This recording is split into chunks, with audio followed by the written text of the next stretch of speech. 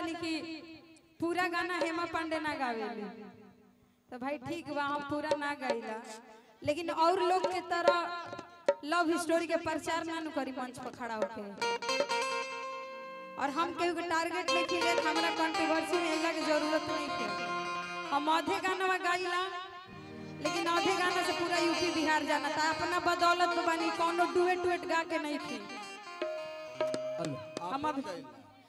हम अपन गैला जौन हमारा घरे रउआ सबके घरे माता बहन गावे लिया जे कहता उनको घरे ई सब गवाला, हम चोरी करके ना गैला।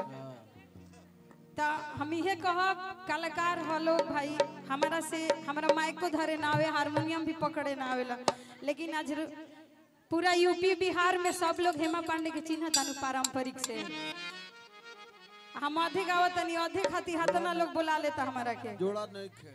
हाँ, बाहर से लेके पटना से लेके आरा से लेके बक्सर तक।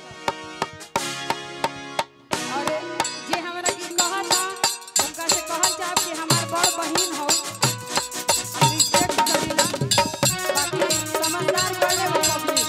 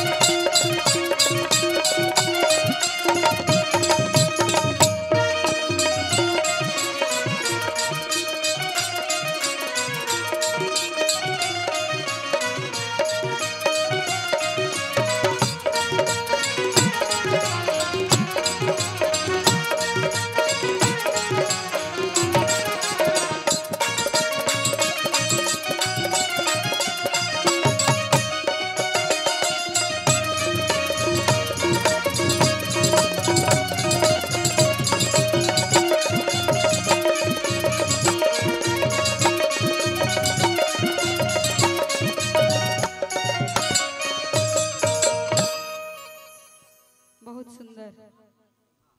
सुंदर विवाद पर तो पूरा यूट्यूबर वाले विवाद वाला कोनो कमेंट होला ना, यूट्यूबर वाले एकदम खड़ा होके एकदम जूम करके वीडियो बनावे ला लो।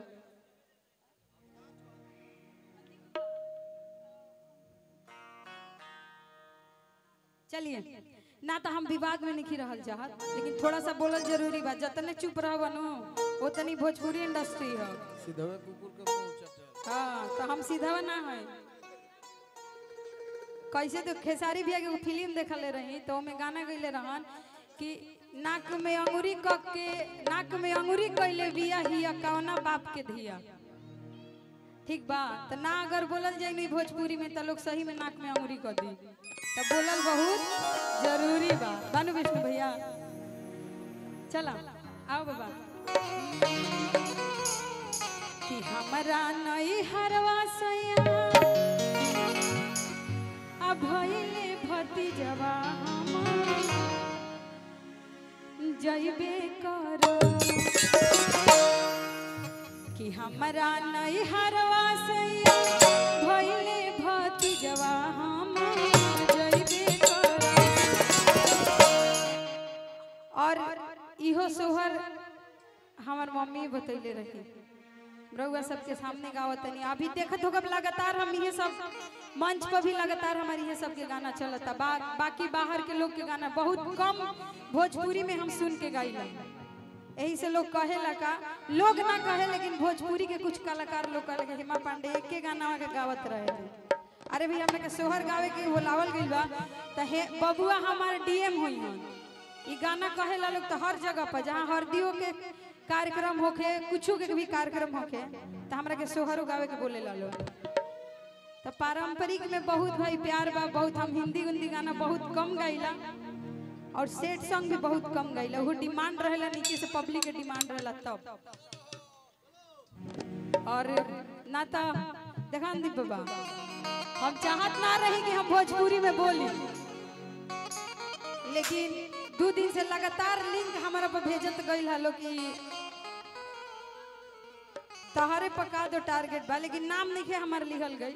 जहिया नाम लिखल जी वो दिन पूरा भोजपुरी अब बिहार, पूरा भोजपुरी का पूरा यूपी बिहार हिल गई। अनु भैया और जे भी कोनो बात जाने को हुई तो विष्णु भैया सब बात जाने ले हमार, है ना विष्णु भैया। चला कि हमारा नहीं हरवा से भइले भतीजवा हम जइबे कर, चाहे तू मरबा चाहे हम गरियबा हम जइबे कर, चाहे तू मरबा चाहे हम गरियबा हम जइबे कर। हमरा नहीं हरवा सैया भइले भतीजवा हम जइबे कर, हमरा नहीं हरवा सैया भइले भतीजवा हम जइबे कर, चाहे तू मरबा चाहे हम गरियबा हम जइबे कर, चाहे तू मरबा चाहे हम गरियबा हम जइबे कर। एक चेयर ला दो, एक चेयर।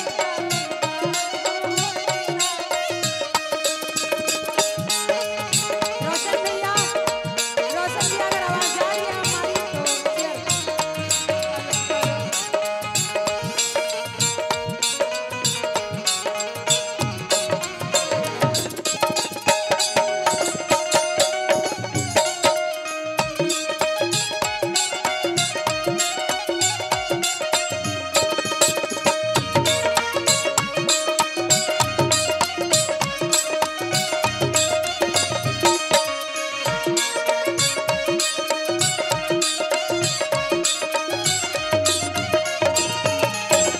जब तू हुए धन जइबू नहीं हरवा हम कैसे रहो, जब तू हुए धन जइबू नहीं हरवा हम कैसे रहो, चाहे बनइहे खाना तेरी पियइहे हम कैसे रहो, तेरी बनइहे खाना तेरी पियइहे हम कैसे रहो।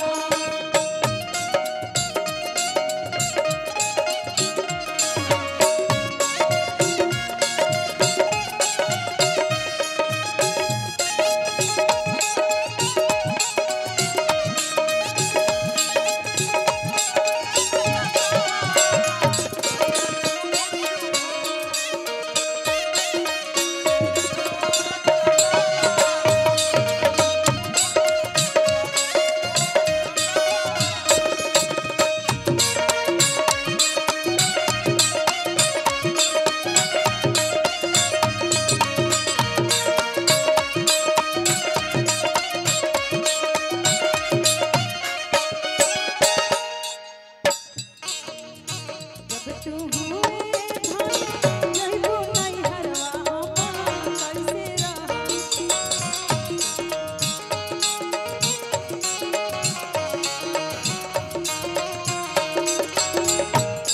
देखिए एकरा बाद मेहरारू के रिप्लाई रहता। हस्बैंड बोलते अपनी वाइफ से कि जब आप चली जाइएगा मायके, मतलब कि तार भतीजा भइल तू जब चल ही जीबू नहीं है तो हमारा के बनाई खियाई के। भोजपुरी समझ में आ रहा है? तो देखिए रिप्लाई रहता है उनका,